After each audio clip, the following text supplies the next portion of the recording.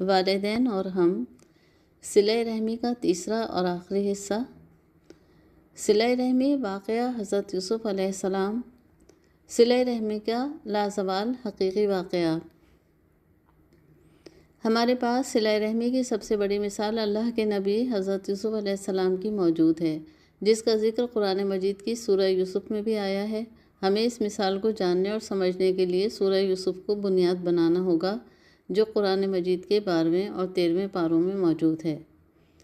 سورہ یوسف میں جو واقعہ بیان ہوا ہے، اس میں حسد، انسانی سرکشیوں اور دیگر انسانی جذبوں اور رشتوں کا نہایت دلچسپ بیان اور بڑے عبرت انگیز پہلو موجود ہیں۔ اسی لیے اسے قرآن مجید نے احسن القصص یعنی بہترین بیان سے تعبیر کیا ہے۔ حضرت یوسف علیہ السلام اللہ کے برگزیدہ نبی حضرت یعقوب علیہ السلام کے صاحبزادے تھے۔ حضرت یوسف علیہ السلام کے 11 بھائی تھے۔ بعض مفسرین نے ان کے نام اس طرح بیان کیے ہیں: روبیل، شمعون، لاوی، یہوذا، ریالون، یشجر، دان، سفتالی، جاد اور عاشر۔ ان کی والدہ کا نام لیہ بنت لیان تھا، جو حضرت یعقوب علیہ السلام کی خالازاد تھیں۔ ان کی وفات کے بعد حضرت یعقوب علیہ السلام نے ان کی ہمشیرہ راحیل سے نکاح کر لیا، جن سے یوسف اور بنیامین پیدا ہوئے، اور بعض نے کہا ہے کہ راحیل سے صرف بنیامین پیدا ہوئے اور اس کے بعد وقف نامی عورت سے حضرت یعقوب علیہ السلام کا نکاح ہوا، جن سے حضرت یوسف علیہ السلام پیدا ہوئے۔ اس سب کی تفصیل اس لیے بتانی ضروری ہے کہ یہ قصہ حضرت یوسف علیہ السلام اور ان کے بھائیوں کے گرد ہی گھومتا ہے۔ حضرت یوسف ابھی بچے ہی تھے کہ آپ نے خواب دیکھا اور صبح اٹھ کر یہ خواب اسی طرح حضرت یعقوب علیہ السلام کو سنایا: ابا جان، رات میں نے خواب دیکھا کہ 11 ستارے اور چاند اور سورج مجھ کو سجدہ کر رہے ہیں۔ حضرت یعقوب علیہ السلام نے کہا: دیکھو، اس خواب کا تذکرہ اپنے بھائیوں سے نہ کرنا، ایسا نہ ہو کہ وہ تیرے ساتھ کوئی فریب کاری کریں۔ شیطان تو انسان کا کھلا دشمن ہے، اور اسی طرح تجھے تیرا پروردگار برگزیدہ کرے گا اور تجھے معاملہ فہمی یعنی خوابوں کی تعبیر بھی سکھائے گا، اور اپنی نعمت تجھے بھرپور عطا فرمائے گا، اور یعقوب کے گھر والوں کو بھی، جیسے کہ اس نے اس سے پہلے تیرے دادا حضرت اسحاق علیہ السلام اور پردادا حضرت ابراہیم علیہ السلام کو بھی اپنی بھرپور نعمتیں دیں۔ یقیناً تیرا رب بہت بڑے علم والا اور زبردست حکمت والا ہے۔ یعنی خواب سناتے ہی حضرت یوسف علیہ السلام کو اس کی تعبیر بھی بتا اور سمجھا دی گئی۔ حضرت یوسف علیہ السلام کے تمام بڑے بھائی ہمیشہ اکھڑے رہتے تھے کہ یوسف اور اس کا بھائی بنیامین بنسبت ہمارے باپ کو بہت زیادہ پیارا ہے، حالانکہ ہم طاقتور جماعت ہیں، کوئی شک نہیں کہ ہمارے ابا سری غلطی پر ہیں۔ اس کے بعد انہوں نے ایک منصوبہ بنایا کہ یوسف کو تو مار ہی ڈالو، یا کسی ایسے نامعلوم مقام پر پھینک دو کہ ہمارے والد کا رخ ہماری جانب ہی مڑ جائے، اور اس کے بعد ہم نیک بن جائیں گے۔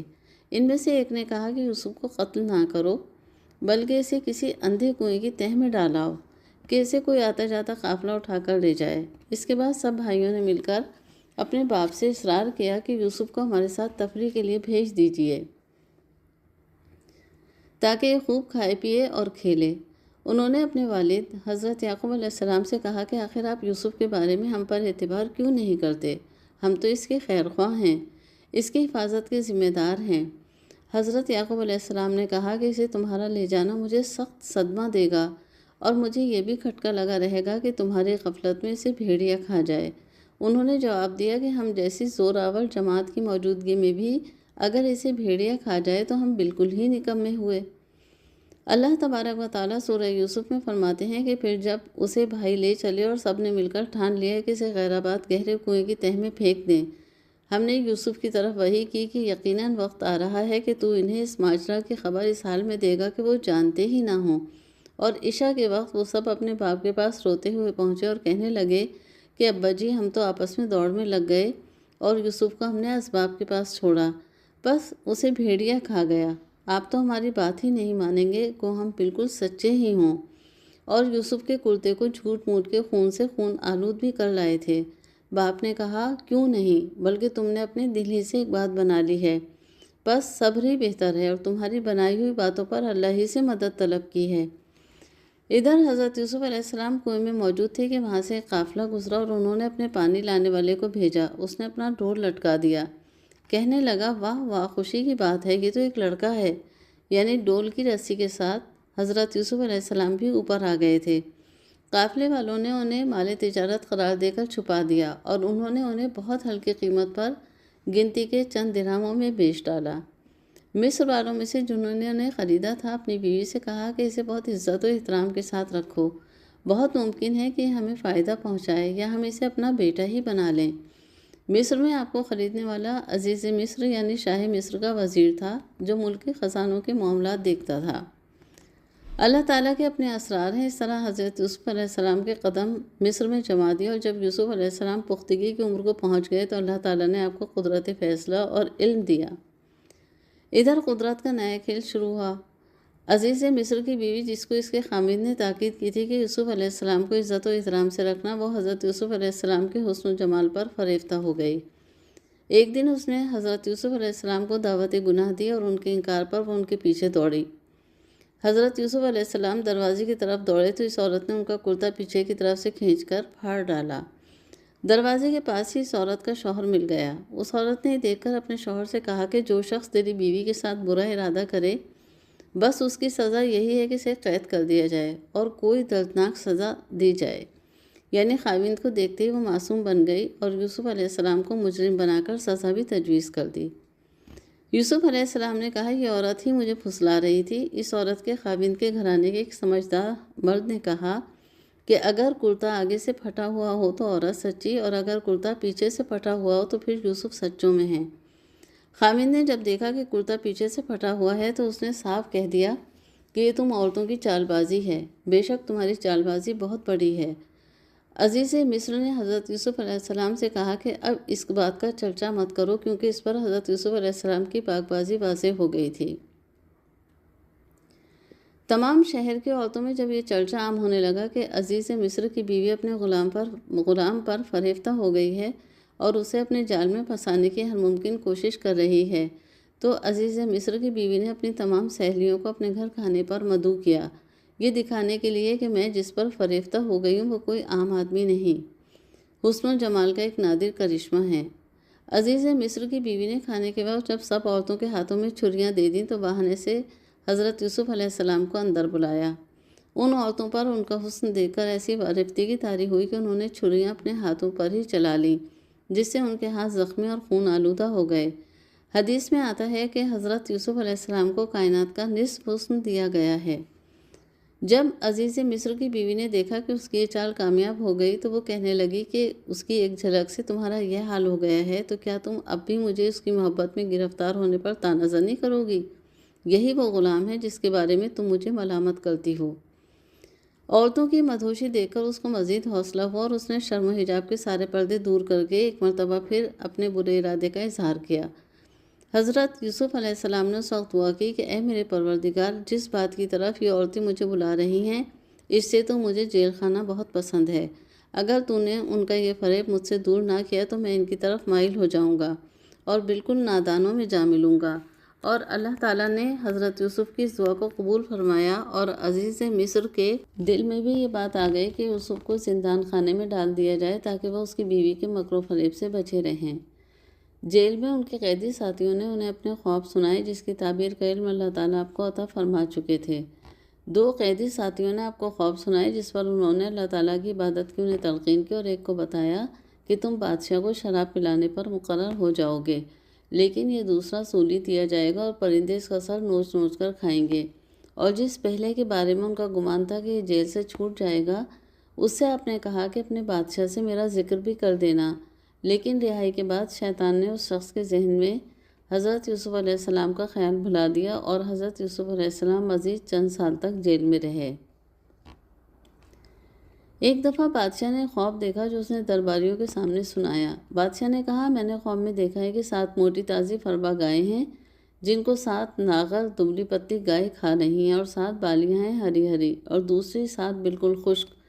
اس نے کہا اے درباریوں، میرے اس خواب کی تعبیر بتلاؤ اگر تم خواب کی تعبیر دے سکتے ہو۔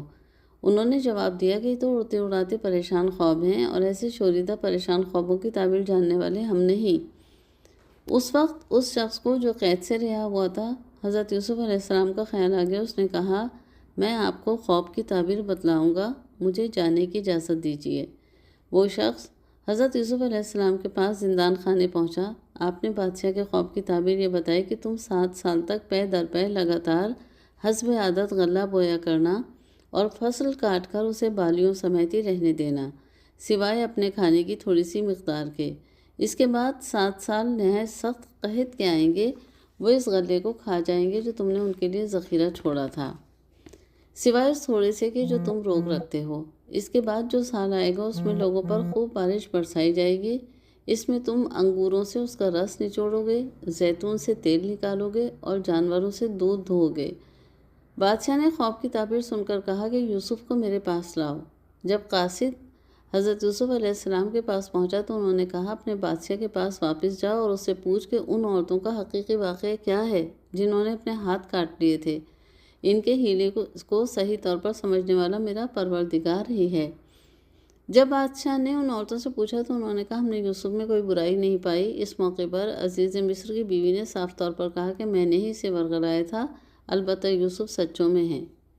یہاں ایک نبی کا کردار سامنے آیا ہے کہ بادشاہ کے بلاتے آپ نے محض جیل سے نکلنے کو پسند نہیں فرمایا، بلکہ اپنے کردار کی رفعت اور پاک دامنی کا ثبوت انہی سے مانگا جنہوں نے الزام عائد کیا تھا، تاکہ دنیا کے سامنے آپ کے کردار کا حسن اور اس کی بلندی واضح ہو جائے۔ یوسف علیہ السلام نے اس موقع پر کہا کہ میں نے اس لیے کیا کہ عزیز مصر جان لے کہ میں نے اس کے پیٹھ پیچھے خیانت نہیں کی، اور یہ بھی کہ اللہ دغا بازوں کے ہتھ کنڈے چلنے نہیں دیتا۔ بادشاہ نے حضرت یوسف علیہ السلام کو اپنے پاس بلا کر کہا کہ آج سے آپ ہمارے ہاں ذی عزت اور امانت دار ہیں۔ انہوں نے کہا کہ آپ مجھے ملک کے خزانوں پر مقرر کر دیجئے، میں حفاظت کرنے والا اور باخبر ہوں۔ اللہ تعالیٰ فرماتے ہیں اس طرح ہم نے یوسف کو ملک کا قبضہ دے دیا کہ وہ جہاں کہیں چاہے رہے سہے، ہم جسے چاہیں اپنی رحمت پہنچا دیتے ہیں، ہم نیکوکاروں کا ثواب ضائع نہیں کرتے، یقیناً ایمان والوں اور پرہیزگاروں کا آخر بھی اجر بہت ہی بہتر ہے۔ اب یہاں سے شروع ہوتی ہے حضرت یوسف علیہ السلام کی صلہ رحمی کی داستان۔ یہ اس وقت کا واقعہ ہے جب خوشحالی کے 7 سال گزرنے کے بعد قحط سالی شروع ہو گئی، جس نے ملک مصر کے تمام علاقوں کو اپنی لپیٹ میں لے لیا، حتیٰ کہ کنعان تک بھی اس کے اثرات جا پہنچے، جہاں حضرت یعقوب علیہ السلام اپنے کنبے کے ساتھ مقیم تھے۔ حضرت یوسف علیہ السلام نے اپنے حسن تدبیر سے اس قحط سالی سے نمٹنے کے جو انتظامات کیے تھے وہ کام آئے، اور ہر طرف سے لوگ حضرت یوسف علیہ السلام کے پاس غلہ لینے کے لیے آ رہے تھے۔ حضرت یوسف علیہ السلام کی شہرت کنعان تک بھی پہنچی کہ مصر کا بادشاہ اس طرح غلہ فروخت کر رہا ہے۔ چنانچہ باپ کے حکم پر یہ برادران یوسف بھی گھر کی پونجی لے کر غلے کے حصول کے لیے دربار شاہی میں پہنچ گئے، جہاں حضرت یوسف علیہ السلام تشریف فرما تھے، جنہیں یہ بھائی تو نہ پہچان سکے، لیکن یوسف علیہ السلام نے اپنے بھائیوں کو پہچان لیا۔ حضرت یوسف علیہ السلام نے انجان بن کر جب اپنے بھائیوں سے باتیں پوچھی تو انہوں نے جہاں سب کچھ بتایا وہاں یہ بھی کہہ دیا کہ ہم 10 بھائی ہیں جو اس وقت یہاں موجود ہیں، لیکن ہمارے 2 الاتی بھائی یعنی دوسری ماں سے اور بھی ہیں، ان میں سے ایک تو جنگل میں ہلاک ہو گیا، دوسرے کو والد صاحب نے اپنی تسلی کے لیے روک لیا ہے۔ حضرت یوسف علیہ السلام نے کہا آئندہ اسے بھی اپنے ساتھ لانا، دیکھتے نہیں کہ میں ناپ بھی پورا دیتا ہوں اور مہمان نوازی اور خاطر مدارات بھی خوب کرتا ہوں۔ اب واضح طور پر حضرت یوسف علیہ السلام نے چھوٹے بھائی کی بابت فرمایا کہ پس اگر تم اسے لے کر میرے پاس نہ آئے تو میری طرف سے تمہیں کوئی ناپ بھی نہ ملے گا، بلکہ تم میرے قریب بھی نہ پھٹکنا۔ انہوں نے کہا کہ اچھا، ہم اس کے باپ کو اس کی بابت پھسلائیں گے اور پوری کوشش کریں گے۔ حضرت یوسف علیہ السلام نے اپنے خدمتگاروں سے کہا کہ ان کی پونجی انہی کی بوریوں میں رکھ دو، تاکہ جب یہ لوٹ کر اپنے اہل و عیال میں جائیں اور پونجیوں کو پہچان لیں تو بہت ممکن ہے کہ پھر لوٹ آئیں۔ جب یہ لوگ لوٹ کر اپنے والد کے پاس گئے تو کہنے لگے کہ ہم سے تو غلے کا پیمانہ روک لیا گیا ہے، اب آپ ہمارے ساتھ بھائی بنیامین کو بھیجیے کہ ہم پیمانہ بھر کر لائیں، ہم اس کی نگہبانی کے ذمہ دار ہیں۔ حضرت یعقوب علیہ السلام نے کہا کہ مجھے تو اس کی بابت تمہارا بس ویسا ہی اعتبار ہے جیسا اس سے پہلے اس کے بھائی کے بارے میں تھا، بس اللہ ہی بہترین محافظ ہے اور وہ سب مہربانوں سے بڑا مہربان ہے۔ جب انہوں نے اپنا اسباب کھولا تو انہوں نے اپنا سرمایہ موجود پایا جو ان کی جانب لوٹا دیا گیا تھا۔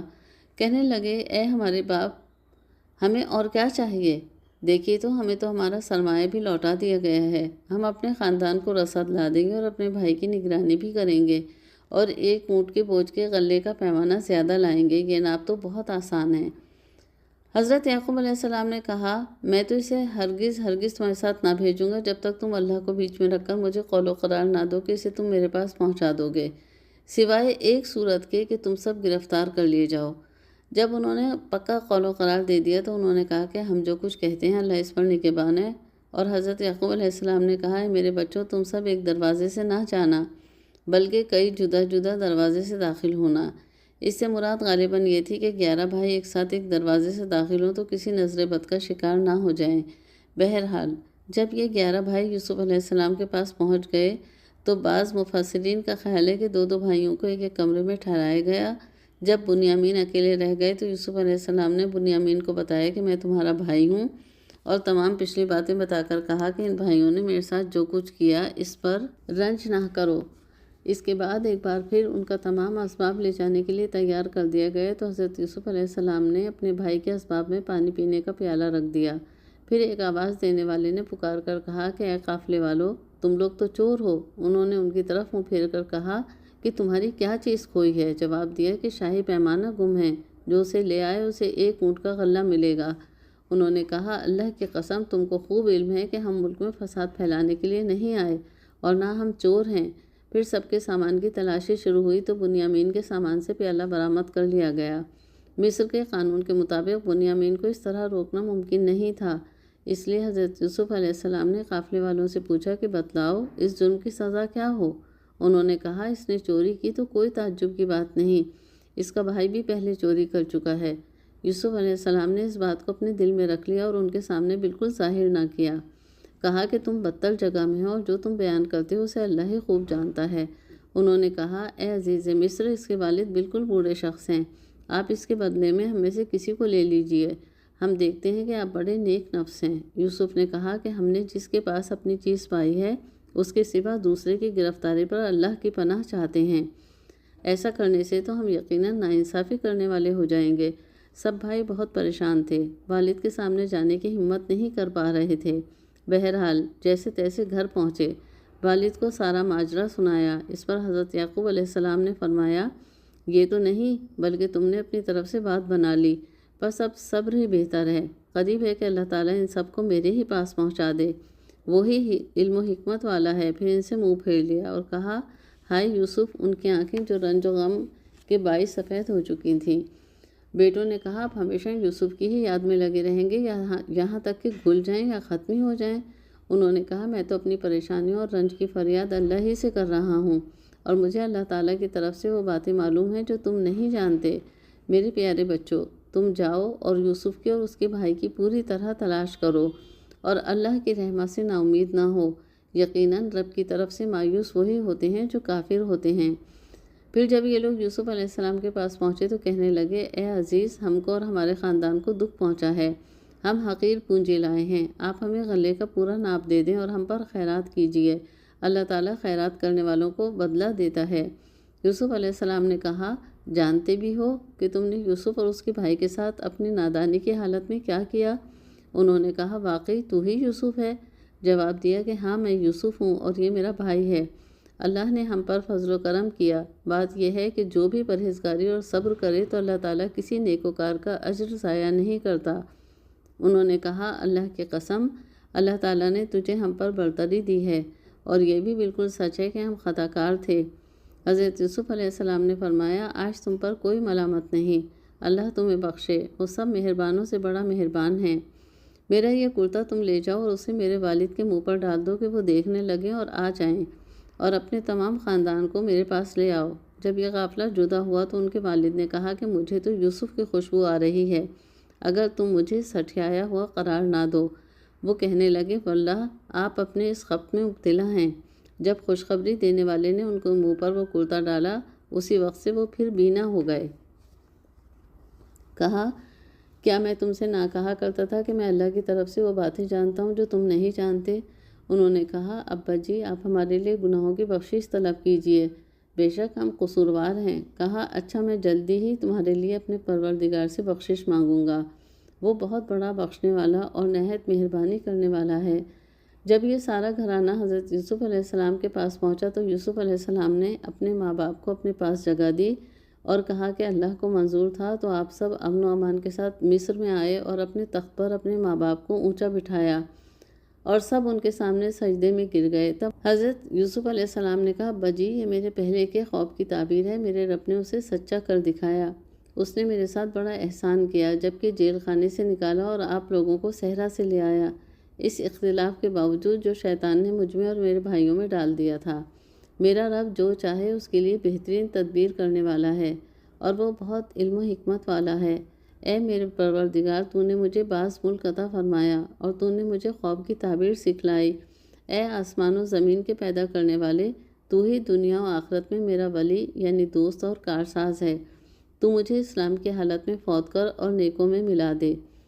یہاں ایک بات کی وضاحت ضروری ہے کہ والدین سمیت تمام بھائی سجدے میں گر گئے۔ یہ سجدہ عبادت نہیں، سجدہ تعظیمی تھا، اور حضرت یعقوب علیہ السلام کی شریعت میں جائز تھا، لیکن اسلام نے شرک کے سد باب کے لیے سجدہ تعظیمی کو بھی حرام قرار دیا ہے۔ تو یہ تھی ایک نبی کی صلہ رحمی اپنے شقیق القلب بھائیوں کے لیے۔ روئے زمین پر ایسی مثال نہیں ملتی اس اختیار کی جو اس وقت حضرت یوسف علیہ السلام کو حاصل تھا، اور ان بھائیوں کی جو دانے دانے کو محتاج ان کے پاس پہنچے۔ صلہ رحمی کی اعلیٰ و ارفع داستان ہمیں یہ سبق دیتی ہے کہ چھوٹی چھوٹی رنجشوں کو دلوں سے نکال کر بہن بھائیوں اور دیگر رشتہ داروں کے ساتھ الفت و محبت کی بنیادوں کو مستحکم کریں۔ حضرت یوسف علیہ السلام کی حضرت یعقوب علیہ السلام سے جدائی کے عرصے کو بعض مفسرین 40 سال اور زیادہ تر 80 سال خیال کرتے ہیں۔